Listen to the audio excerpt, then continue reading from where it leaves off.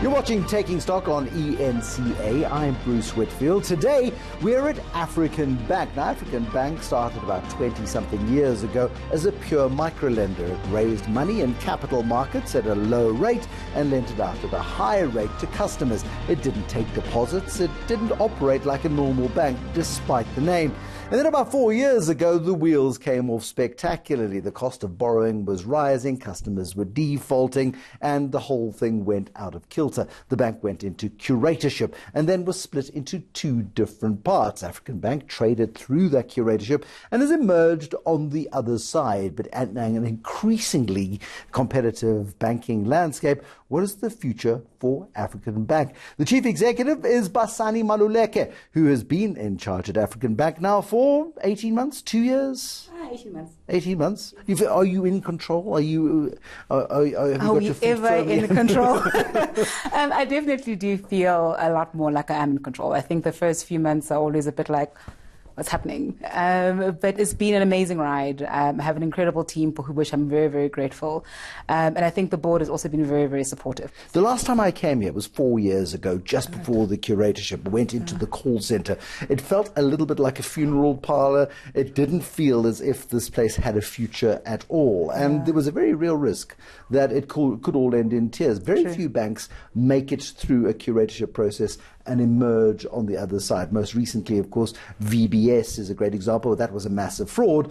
What took African Bank down was just a management issue. The bad outweighed the good ultimately, and it needed some sort of divine intervention.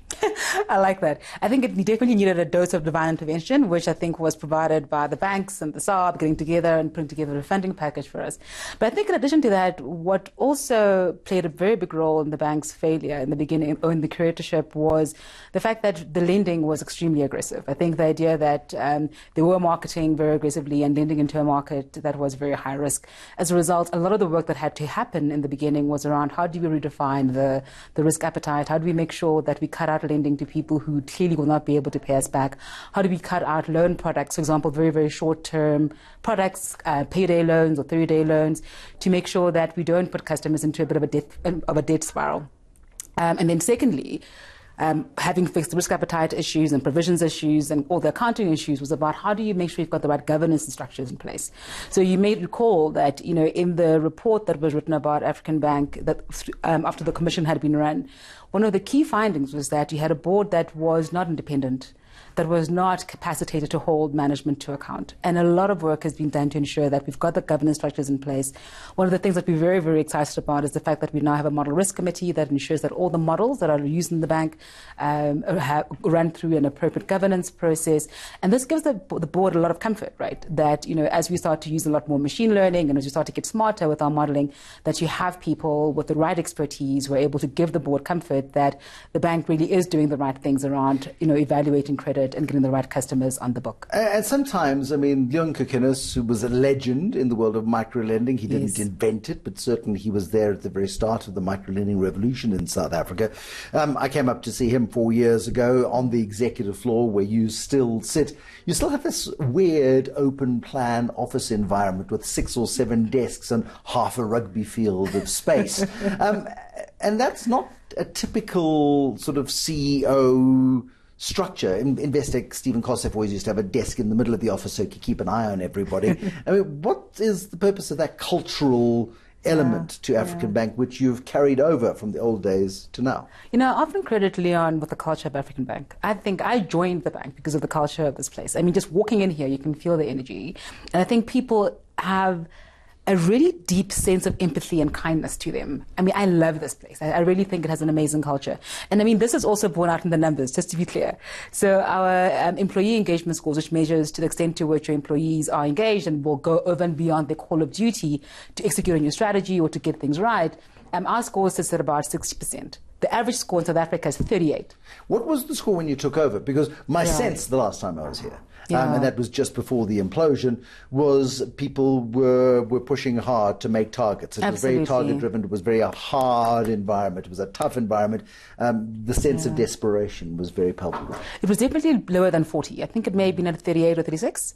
So and then last year it was 58, and now we're at 60. So we're doing really, really nicely. So I really, really love the culture. And I do think, Bruce, when I arrived, people would say to me, yes, it's so hard to believe that Leon was responsible in part for the decline of the bank, well, given that he was just such an approachable man, such an affable man. Lovely man.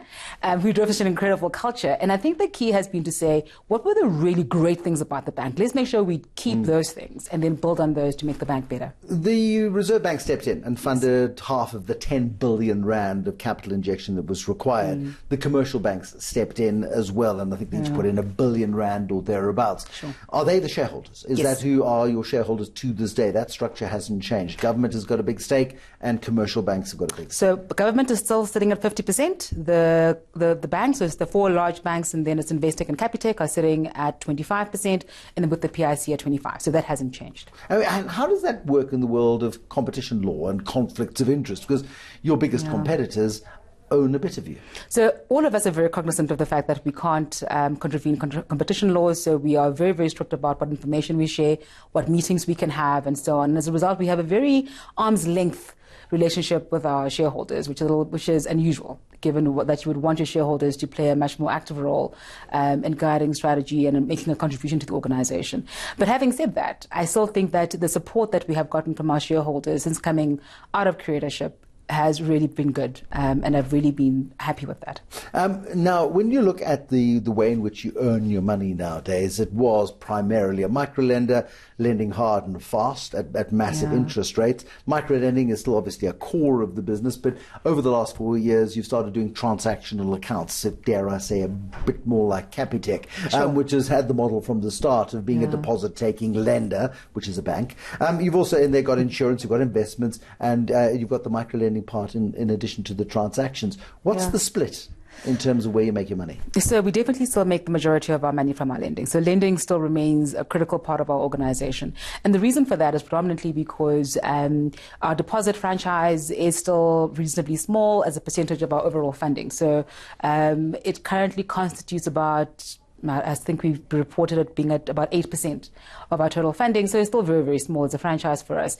And then our transactional accounts, about which we are so excited, were only launched in May of this year. So we've just started earning fees on those. But the intention is that we would want to continue to grow that and to make sure that it becomes a bigger proportion of our earnings. Banking is all about trust. If I'm going to go to my HR department and say, please pay my salary into this bank account, it means I trust that bank to be solvent during the month while I draw down on my wages. Have you got a trust problem still, do you think? People were rattled and frightened by the almost collapse of African Bank. Absolutely. And I think that trust issue, or that legacy of a deficit of trust, is going to continue for a while. I think changing people's minds about trust takes a very, very long time. I heard somebody say the other day that, or compare trust to a big oak tree. Right? That when you have trust, it's like this massive oak, it casts shade all over the place, this massive, massive trunk and amazing branches, and it's wonderful. But it takes, maybe a few hours to knock it down? And to rebuild that takes you another, 100 years? And I think we accept that there's no way that people are going to just assume and take on faith that the bank has changed, and we know it's going to be a long road, and we're ready to travel that long road. What we're happy to see is that you are starting to see the green shoots of the investment that we're making in rebuilding the trust. And a big component of that comes in the fact that we are getting long-term fixed deposits onto the book. So I think we reported interest rates in order to we are, but the point is, though, you're still getting people putting in 5-year money into the bank, and I think that's a very, very good sign of people having confidence, and they're putting significant sums of their hard-earned money. So these are not small deposits in all instances. And that's critical too, I suppose, with the legacy of VBS, and people were putting several 100,000 rand into fixed deposits at VBS.